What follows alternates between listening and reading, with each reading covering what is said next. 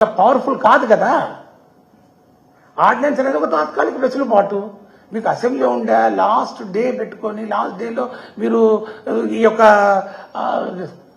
లఘు చర్చకు ఇంత పెద్ద అంశాన్ని పెట్టడంలో ఎక్కడో ఏదో చిత్తశుద్ధి లోపించినట్ట ఈరోజు ప్రజలందరూ అనుకుంటా ఉన్నటువంటి మరి విషయం ఎక్కడో స్పష్టత కనపడని విషయం. మరి ఏ రకంగా న్యాయం జరుగుతుంది దళితులకు అనే విషయాన్ని కూడా ఒకసారి దీని మీద ఈ రాష్ట్ర ప్రజలందరూ కూడా దీర్ఘంగా చర్చిస్తా ఉన్నటువంటి విషయాన్ని కూడా నేను మనం చేస్తా ఉన్నాను. రాజీవ్ రంజన్ మిశ్రా రిపోర్ట్ ఇచ్చారు, మార్చి 15 ఇచ్చారు. మార్చి 10వ తారీఖున రిపోర్ట్ ఇచ్చినప్పుడు ఆ రిపోర్టు క్యాబినెట్ లో పెట్టారు. పెట్టిన తర్వాత ఆ రిపోర్ట్ పబ్లిక్ డొమైన్ ఎందుకు పెట్టలేదు? దాని మీద అందరూ చర్చించేవాళ్ళం కదా. ఏమైనా డౌట్లు ఉంటుంది దాని మీద మళ్ళీ దాని మీద క్లియర్ గా మనం ఒక స్పష్టత తీసుకొచ్చేవాళ్ళం కదా.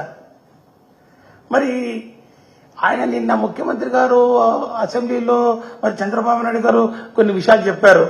ఆ విషయాలేంటో మరి ఎవరికి అర్థం కాలేదు.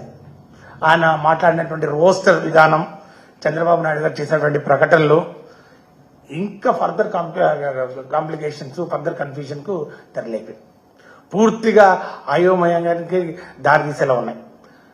ఈ ఉద్యోగ సంఘాలలో కూడా ఇలాంటి రోస్టర్ పద్ధతులు మేము ఎప్పుడు చూడలేదు అని చెప్పి నాయకులు కూడా చెప్తున్నటువంటి పరిస్థితి మనం చూస్తా ఉన్నాం.